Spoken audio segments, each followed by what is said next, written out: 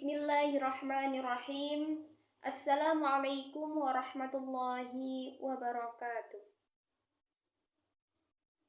Alhamdulillahirabbil alamin wassalatu wassalamu ala asrofil anbiya'i wal mursalin wa ala alihi rasulillahi ajma'in. Rabbi surahli sadri wa yassirli amri wahlul 'uqdatam min lisani yafqahu qawli, amin ya rabbal alamin. Pertama-tama yang saya hormati adalah Ibu dosen pengampu mata kuliah komunikasi dakwah, yaitu Ibu Perioli Tekwana MIKOM, dan juga teman-teman seperjuangan yang saya banggakan.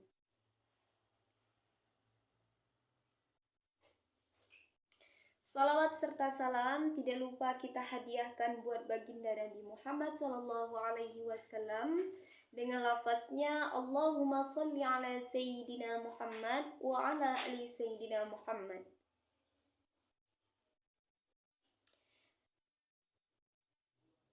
Saya ucapkan terima kasih kepada Ibu Perioli Tekwana MIKOM karena telah memberikan saya kesempatan untuk mempresentasikan PowerPoint yang telah saya buat mengenai materi komunikasi dakwah efektif dalam perspektif Al-Quran.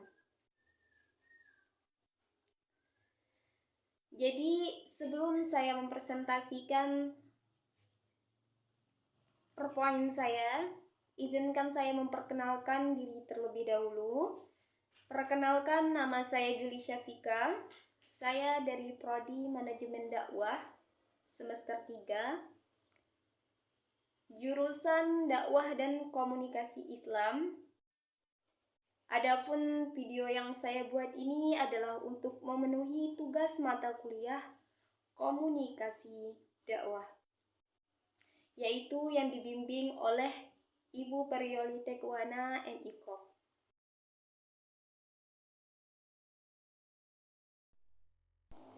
Baik, langsung saja ke PowerPoint pertama atau slide pertama mengenai komunikasi dakwah efektif dalam perspektif Al-Quran. Jadi, teman-teman bisa lihat sendiri nih, di dalam Al-Quran itu menegaskan bahwa Islam adalah agama yang sempurna. Yang sempurna di sini artinya Islam itu suci. Agama yang benar yang bisa membawa kita kebahagiaan bukan hanya di dunia, juga kebahagiaan di akhirat. Makanya Islam itu harus disosialisasikan. Disosialisasikan kepada pemeluknya agar lebih dihayati, diamalkan secara konsekuen.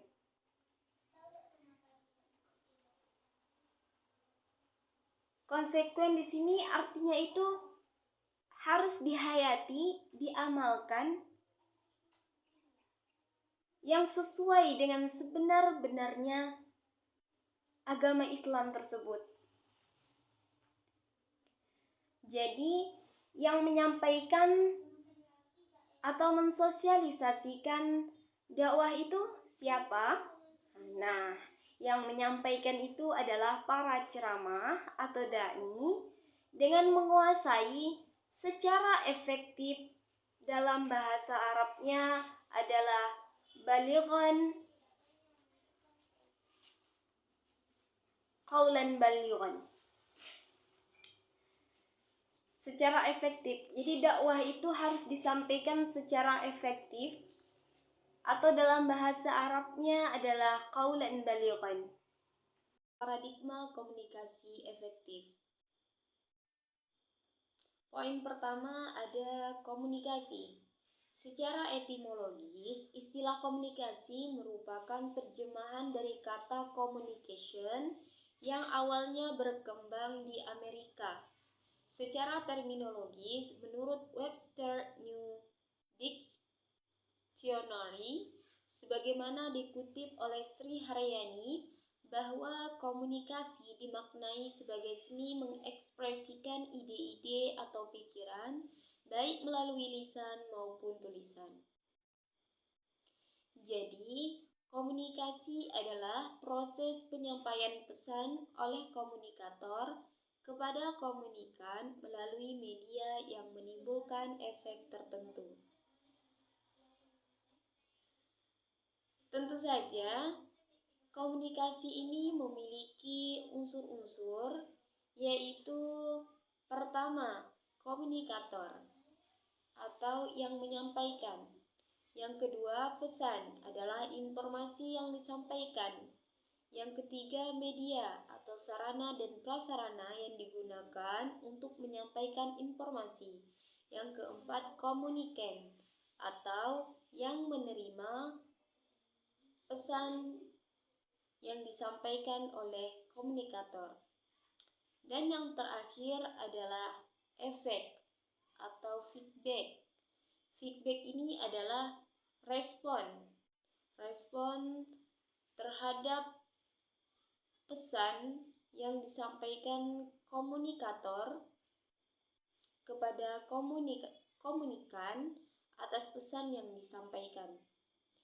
Dan agar jalannya komunikasi yang berkualitas, maka diperlukan pendekatan komunikasi, yaitu pertanyaan-pertanyaan sekilas komunikasi, seperti pendekatan ontologis, berupa apa itu komunikasi, pendekatan aksiologis, berupa bagaimana berlangsungnya komunikasi yang efektif. Dan yang ketiga, pendekatan epistemologi, yaitu untuk apa komunikasi itu dilaksanakan. Kemudian kita masuk ke konsep komunikasi yang terbentuk menjadi 3 tipe, yaitu searah, interaksi, dan transaksi. Kemudian komunikasi itu terbagi menjadi 2, ada komunikasi nonverbal dan ada komunikasi verbal. Kalau komunikasi nonverbal, secara garis besar bentuk komunikasi ini, komunikasi nonverbal adalah kumpulan isyarat, gerak tubuh, intonasi suara, sikap, dan sebagainya yang mungkin seseorang untuk berkomunikasi tanpa menggunakan kata-kata. Kemudian komunikasi verbal. Komunikasi verbal ini adalah komunikasi yang menggunakan simbol-simbol yang mempunyai makna dan berlaku umum seperti suara, tulisan, atau gambar.